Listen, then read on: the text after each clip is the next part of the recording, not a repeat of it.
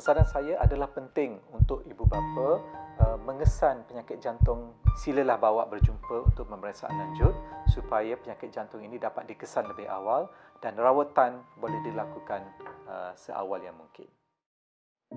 Saya Dr. Marhisham bin Cik Mud daripada Pusat Jantung Kanak-Kanak dan Congenital Institut Jantung Negara. Saya merupakan pakar perunding kardiologi pediatrik dan berkhususan di dalam bidang intervention prosedur. Dan saya telah berkhidmat dengan IJN semenjak tahun 2010, iaitu lebih kurang 13 tahun. Assalamualaikum, nama saya Megat Abdul Ghaffar bin Megat Fauzi. Saya bekerja sebagai project engineer dan saya seorang coach rugby. Saya dapat penyakit jantung ni sebenarnya daripada lahir lagi. Disarankan ke IJN pada umur saya 2 tahun macam tu.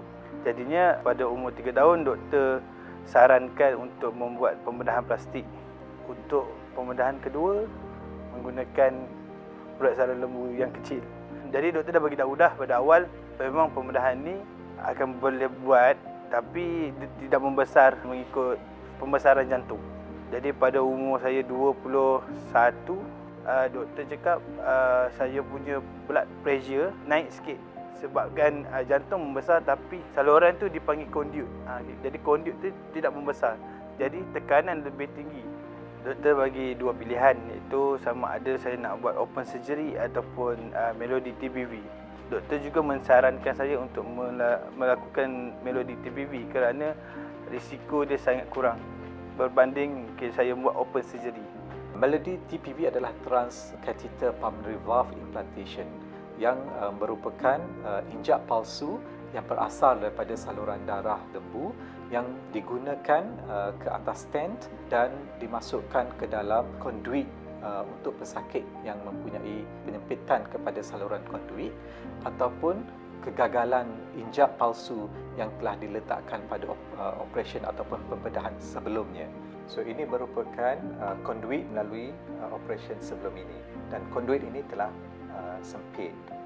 So ini melody valve yang telah dikuncupkan di dalam kateter dan dimasukkan melalui saluran darah dekat pangkal peha, dan injap melody yang telah dikuncupkan ini diadvanskan melalui saluran darah dekat pangkal peha ke saluran darah inferior vena cava dan seterusnya melalui jantung dan diletakkan pada konduit yang sempit tadi.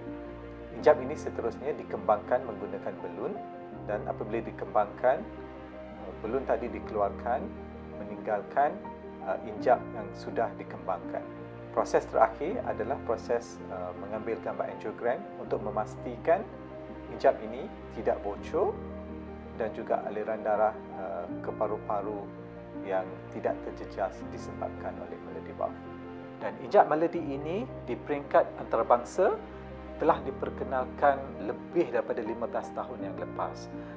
Walau bagaimanapun disebabkan kos yang amat tinggi dan cara rawatan ini lebih khusus dan pihak IJN merasakan perlu untuk membawa injap melody ini ke Malaysia untuk pesakit-pesakit di IJN ataupun di Malaysia yang perlu mendapat rawatan sebegini.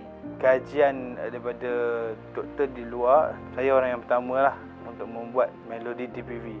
Megat merupakan pesakit salah seorang kolik saya. Apabila saya dipanggil untuk terlibat sama dalam rawatan Megat, kita melihat bahawa Megat memerlukan konduit yang baru. 15 tahun selepas itu, konduit dah mula sempit dan semestinya pada peringkat sebelum ini, pembedahan konduit perlu dilakukan secara pembedahan jantung terbuka.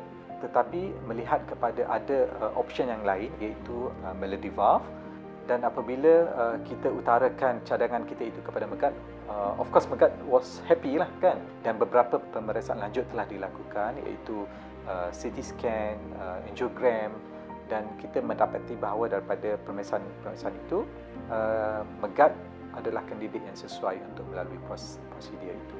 Dan prosedur itu telah dilakukan pada Ogos 2022 dan alhamdulillah prosedur telah berjaya. Tak perlu masuk ke ICU dan dia dikembali ataupun ditransfer semula ke ward selepas prosedur dan hari berikutnya terus boleh balik ke rumah dan saya berjumpa dia 3 bulan selepas implantasi injap Melody dan injap itu berfungsi dengan elok.